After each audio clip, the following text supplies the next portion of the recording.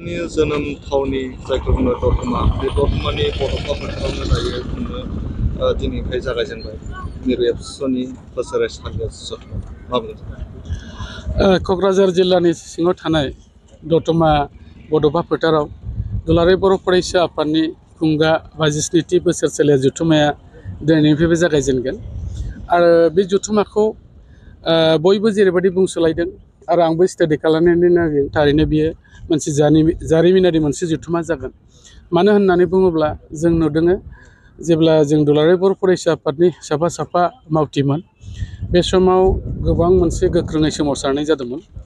आरो आथिखालाव जिहेतु सोमावसारनाय गैया दा बे बिथिङै नोजोर बोनानै इउनियन जे हम मिनिस्टार अमित शाहजी बिथाङाबो दिनै बेवहाय फैनो थाखाय जोंनो खोथा होदों आरो union education minister Dharmendra Pradhan बिथाङा फैगोन आरो आसामनि मानगोनां chief minister doctor Himanta Biswa Sarma बिथाङाथ' फैखागोनानोसै दा गथे बे गासैखौबो नायजोबनानै जोंनि बे जि कनफारेन्स जानो थांगासिनो दं बे मोनसे ओंथि गोनां कनफारेन्स आरो बिसेसकरि जोंनि बिटिआरनि चिफ मानगोनां प्रमद बर' बिथाङा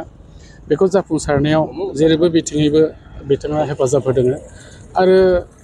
आङो मोनसे बाथ्राखौ बुंबावनो नागिरदों जे 2020 मायथाइनि 27 जानुवारियाव जिहेतुके बेयाव गोजोन मोनसे बिटिआर सुक्ति जादोंमोन आरो बे बिटिआर सुक्ति जानायजों लोगोसेयै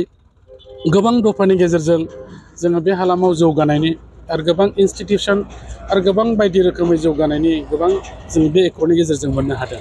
आरो बे एकर्डआव गोबां माखासे खामानिफ्रा मावफुंजाबाय आरो माखासे खामानि दं दाबो मावफुंजायाखै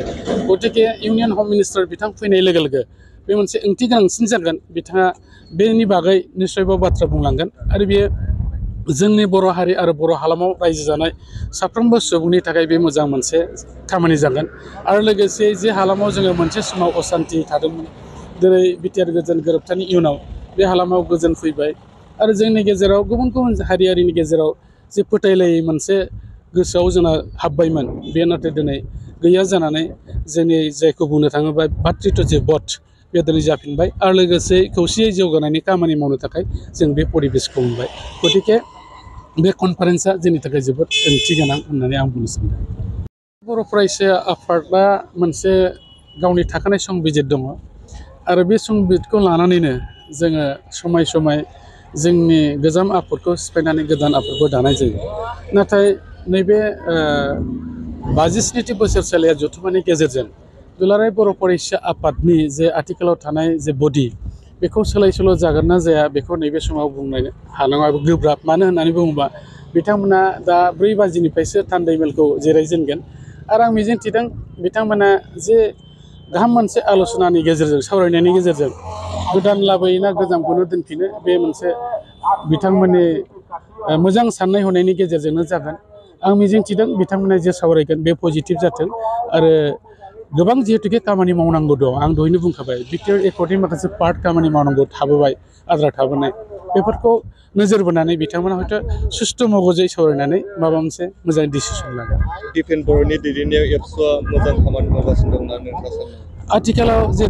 दैदेनगिरि दुलाराय बर' फरायसा आफादनि दिपेन बर' बिथांनि जे दैदेननाय बे दैदेननायखौ आङो एप्रिसियेट खालायो बिथाङा जेरैबो बिथिङाव बे दुलाराय बर' फरायसा आफादखौ दैदेननायाव खुनु मोनसे जेरावबो खहा जायाखै आं बेखौ नुहुरो आरो बिथाङा जेरैबायदि लिड लादों बे लिड लानायनि गेजेरजोंनो दिनै दुलाराय बर' फरायसा आफादल' नङा जोंनि हारिनि जेंना आरो जेंनाफोरखौ बिथाङा नोजोर बोनानै खामानि मावनायाव साक्सेस जादों होननानै बुंनांगोन नोंथांनि बायदिब्ला दिपेन बर'नो थाफिननांगौ दा सोर थागोन सोर थाया बेखौ आं दहायबो बुंबाय बेखौ दा डाइरेक्ट बुंनाया बाव जुक्तिता हयथ' निस्सय जानाय नङा खारन बिथांमोना गाहाम सावरायनानै गाहाम डिसिसनखौनो निस्सय लागोन आरो मोजां मोनसे डिसिसन जाहाथे बिथांमोना लानो हायो बेनि थाखाय आं बिथांमोननिसिम आंनि गोसो गोरबोनि जे गाहाम मोननाय बेखौ आङो बिथांमोननि बे डेलिगेट हलावहाय आंनि मोजां मोननायखौ बावहरनाय जाबाय